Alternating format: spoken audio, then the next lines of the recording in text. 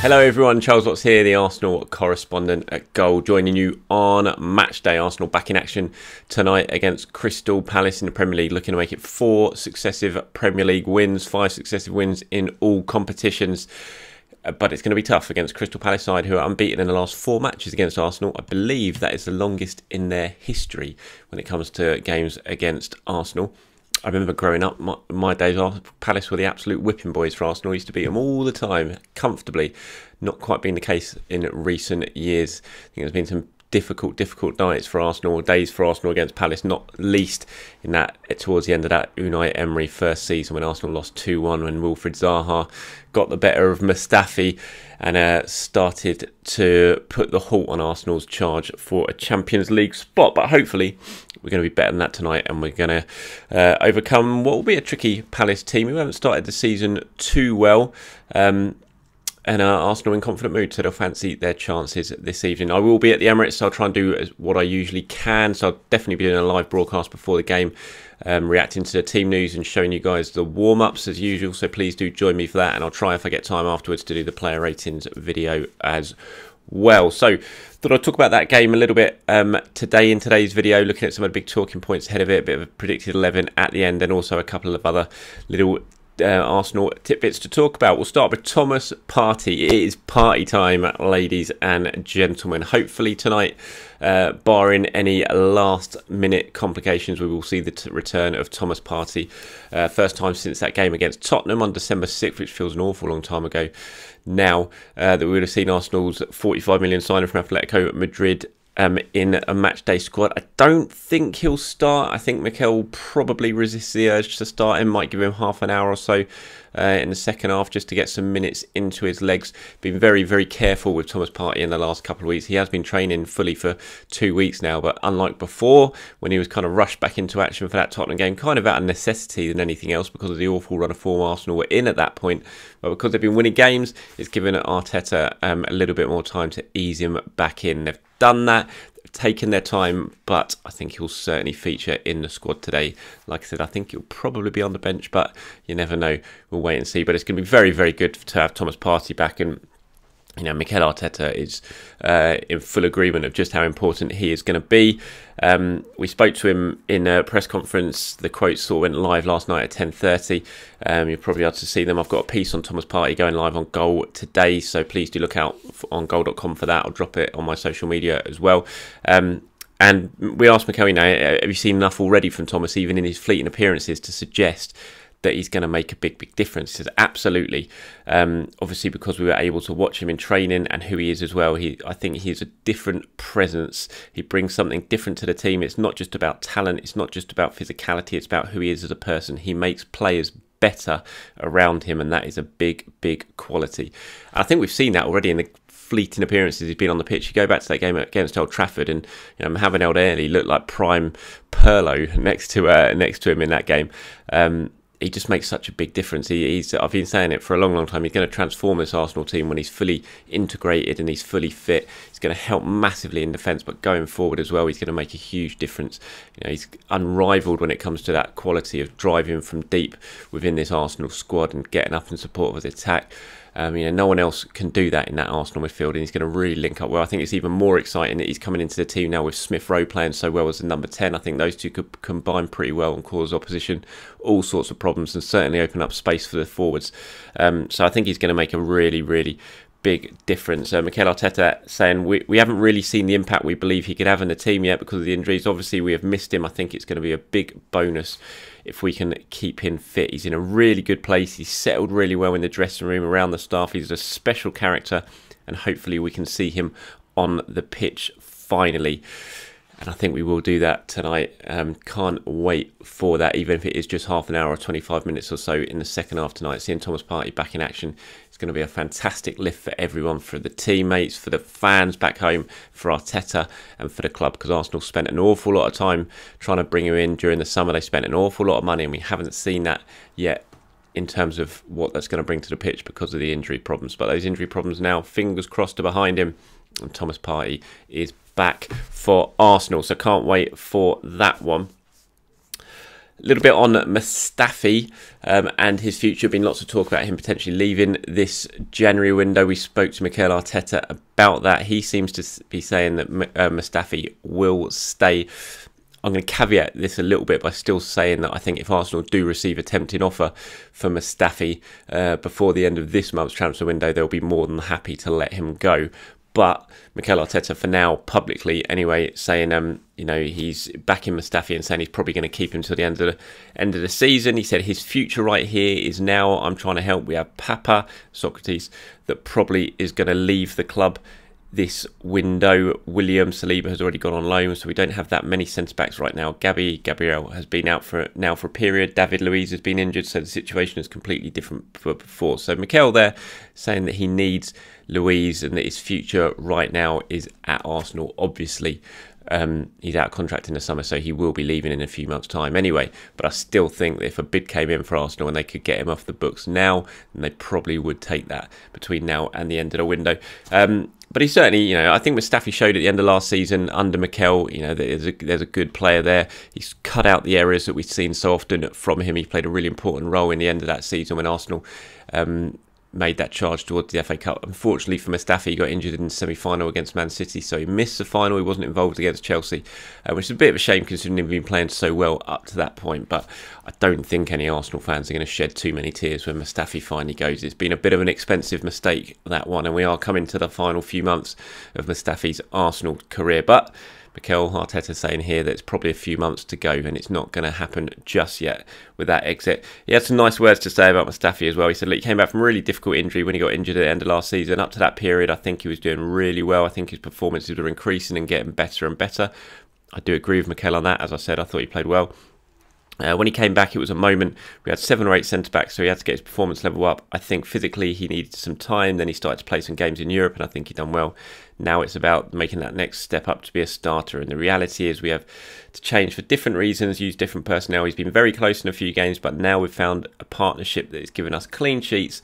And sometimes when you do that, it's difficult to change, but he's still in contention.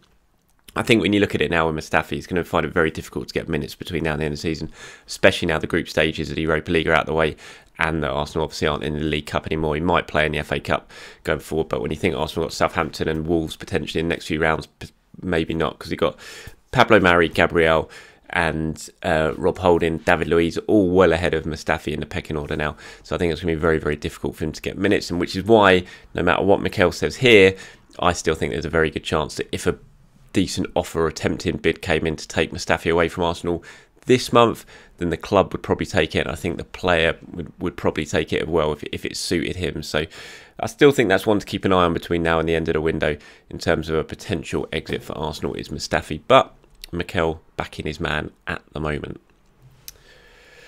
Wanted to talk a little bit about Lucas Torreira. I've been getting a lot of questions about Lucas Torreira, so I thought I'd quickly cover it and give my thoughts on the situation. Obviously, he's not playing too much in Atletico Madrid right now. I think he's only had 2 league starts, really. Mikel has spoken about it in the past, saying that he's been in contact with Torreira and it is a difficult situation, perhaps not playing as well as he can, but also saying that he understood because Atletico were top of the league, playing very, very well, so it's difficult to make changes when you're in that sort of form and you're in that...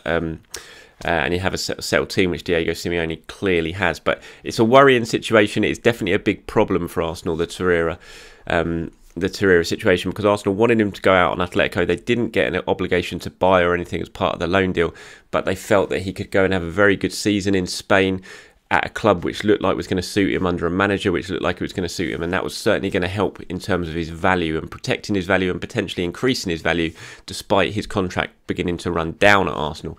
Now, the fact that he's not playing means it's a problem because his value is just plummeting. It's going down and down and down. His contract's running down. He's not playing any games. He's not really putting himself in the shop window, and that's difficult because Arsenal want to sell Torreira. Torreira hasn't really settled in England. He's admitted that himself. He'll be looking for a move when he comes back this summer. It doesn't look like it's going to be happening to Atletico Madrid. I think that's pretty clear, given his lack of game time at the moment. So Arsenal need to make a decision on Lucas Torreira. Do you bring him back now in January? Do you use a break clause, which you can in January, and get him back? Or do you keep him there and see if things change? Ideally, I think they'd like to bring him back now and get him out, if they could, somewhere else, potentially to Italy, where there has been plenty of interest in Lucas Torreira. Obviously, did very well at Sampdoria there before he moved to Arsenal. I think that would be the ideal scenario for Arsenal, but it has to be right for him and it has to be right for the club.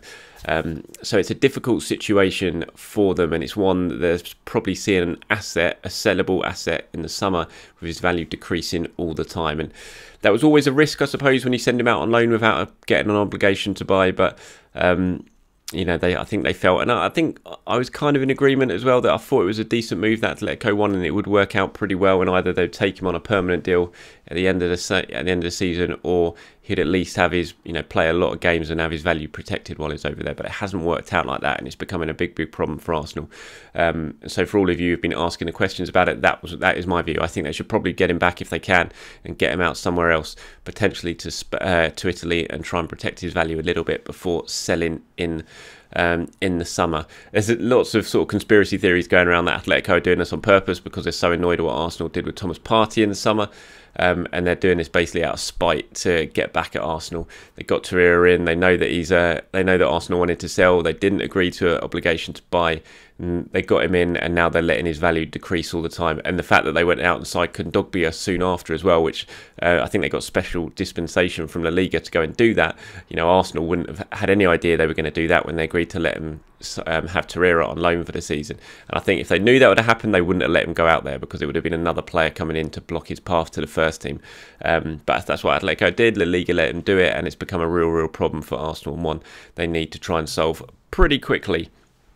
I don't know if you've seen it yet, but I really advise you do head over to Hector Bellerin's YouTube channel. His Unseen Journey documentary dropped yesterday. It's a 9-part series documenting his sort of 18 months from the injury against Chelsea, the cruciate ligament injury, his really painful and emotional journey back to full fitness, and then it ends with the FA Cup win at Wembley. Sort of goes full circle for Bellerin. It's a fantastic watch. I was lucky enough to sort of have some early viewing of it.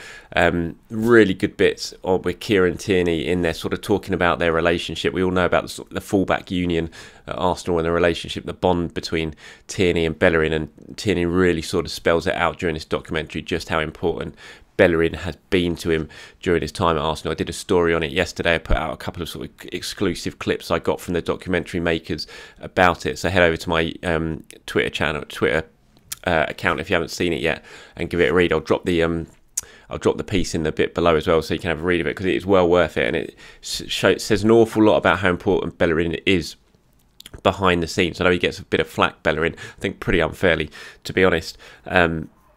But he's such an important figure behind the scenes. He's vice captain, and I think Tierney, the way he talks about him here and the way he helped him settle, paints a picture of just how important Hector is, both on the pitch and behind the scenes as well. He says, the way I got so close to Hector was on my first day. He came up and introduced himself. He said he'd be spending a lot of time with me because he was injured and I was injured. Straight away I felt a good connection, and I knew he was a big name as well. Coming into a change room with big names, for him to do that was nice, and it helped me settle straight away. I used to say to my family, Hector's helping me, Hector's taking me out today, Hector's doing this, doing that. I think even they appreciate how much he helped me. The biggest influence in the team for me would be him. He helped me a lot. So nice words from Tierney, and he tells a story now about a changing room chat that him and Bellerin had once when he was having real doubts about, you know, was he good enough for Arsenal? Could he do it here? Could he replicate what he'd done? Because it was a big move for Tierney. You know, he came from Celtic, his hometown club. He'd been there since he was a boy. He loved the club, still does love the club. And moving to London, you know, it was a really difficult situation. He was injured as well, so it was a tough one. And he says here about, I remember that I probably overthought every mistake I made. I went home and I was like, I could have done better, I could have done this, I could have done that. Whereas I wish I'd relaxed a little bit more and enjoyed it. And that was the time Hector said to me, you're good enough to play here, just believe in yourself.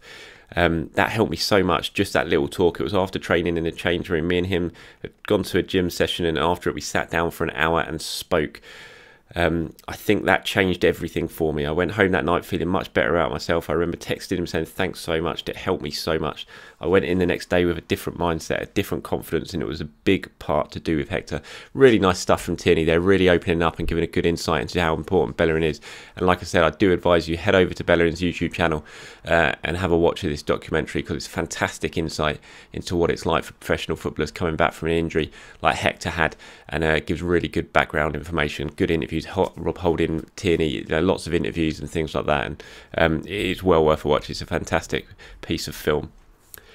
Team news ahead of tonight then were pretty positive. As I said, Thomas Partey should be back for Arsenal. I think he'll probably be on the bench. Gabriel as well should be back. I imagine he'll probably be on the bench as well. No Martinelli yet, although he was training yesterday on his own, I think. I don't think he's fully in with the squad yet, but hopefully he will be in the next couple of days, and he could be available for Newcastle on Monday night.